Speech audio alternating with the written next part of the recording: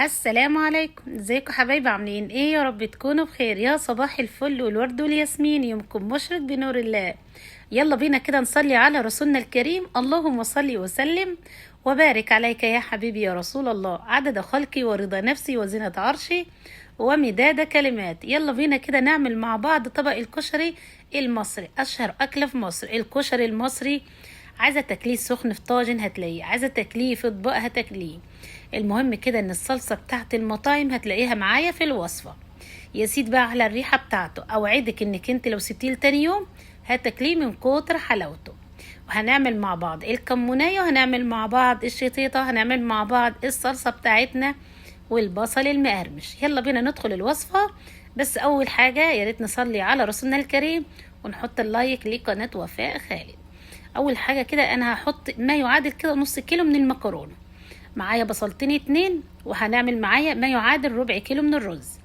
اول حاجه هنبدا نعملها البصل، هنقطعه شرايح ونحط معاه معلقتين اتنين نشا، بصلتين اتنين معلقتين، كل بصله بتاخد معلقه نشا، ونقلبه كويس جدا. وبعد كده ننزل معايا بالزيت، اهم حاجه الزيت يكون بتاعك سخن.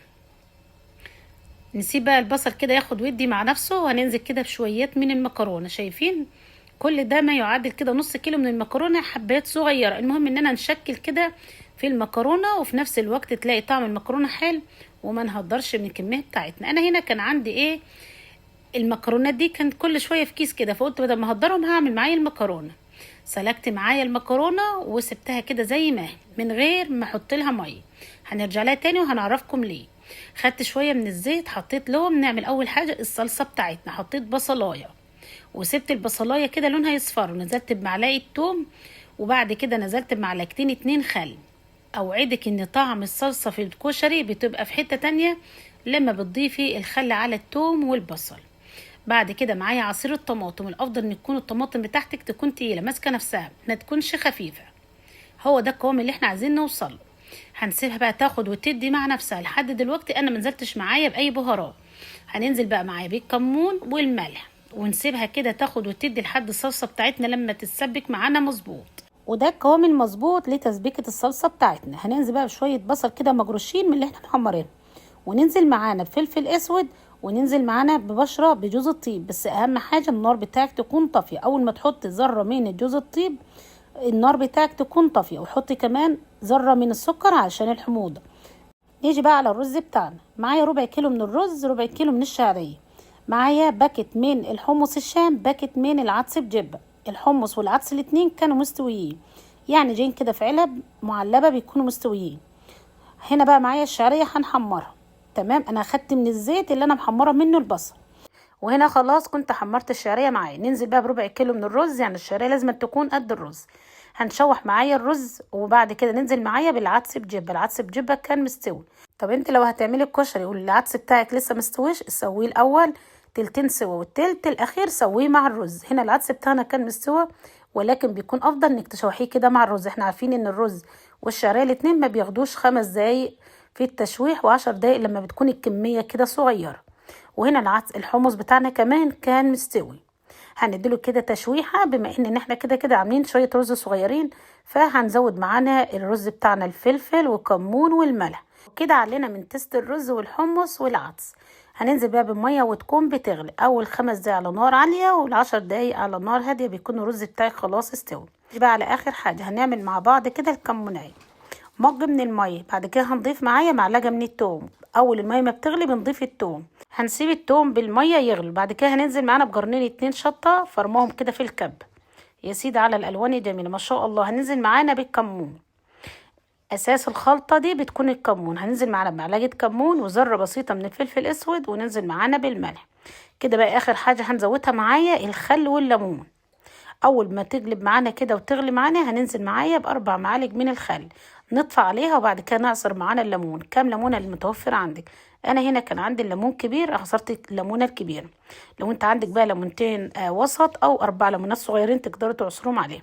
وكده الخلطه بتاعتنا كانت ما شاء الله. هنسيبها كده تبرد. وهنا الصلصه بتاعتنا كانت خلاص ما شاء الله. الصلصه بقى لازم تكون سخنه، هنسيبها كده على نار هاديه لحد لما نظبط معانا ايه الكشري بتاعنا. اهم حاجه في الكشري يكون سخن. حطيت طبقه من الرز بالشعريه بالعدس بالحمص، وطبقه تانية من المكرونه المشكله. وقلت لكم بقى هنعرفكم المكرونه بنعمل فيها ايه. انا ما غسلتهاش بالميه. طب عملت فيها ايه؟ حطيتها كده في الطاسه وحطيت لها معلقه زيت كده نديلها تشويحه على السريع. هي ده اللي على من التست بتاع المكرونه بتاعنا، وخلاها ايه مفروله، ما تكونش ماسكه ببعضها، ما تكونش معجنه. وهنا الصلصة لازم تكون سخنة، يعني لازم تكون الصلصة كده على نار هادية، علشان كل ما كانت الصلصة سخنة معاكي كل ما خلت معاكي الكشري طري وفي نفس الوقت كده جوسي وحلو.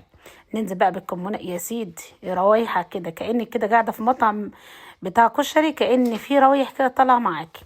وهنا بقى شويه البصل المقرمشات نحطهم كده على الوش، ولو عندك عيش بقى يا ريت تعملي شويه توست. هنا بقى كانت المكرونه مسخناها كده في الصينيه بتاعه الديفال، وزودت طبقه من الرز، وبعد كده هنزود معانا طبقه من الصلصه في النص، ونرجع تاني نزود معانا المكرونه. شايفين المكرونه ما شاء الله كده زي ما انتم شايفين، حبايتها كده حبايه حبايه، وكمان اللون بتاعها بيكون اصفر وفيه اللمع ده من ايه، من معلقه الزيت اللي انا حطيتها اديتها تشويحه للمكرونه بعد ما سويتها وكانت بردت خالص. هنا بقى كان خلاص زي ما انتم شايفين الرز بتاعنا كان ما شاء الله كده الحبايه بتاعته مفروله كده وحلو، وكمان الحمص موجود معانا في كل مكان معانا في الطاجن ما شاء الله.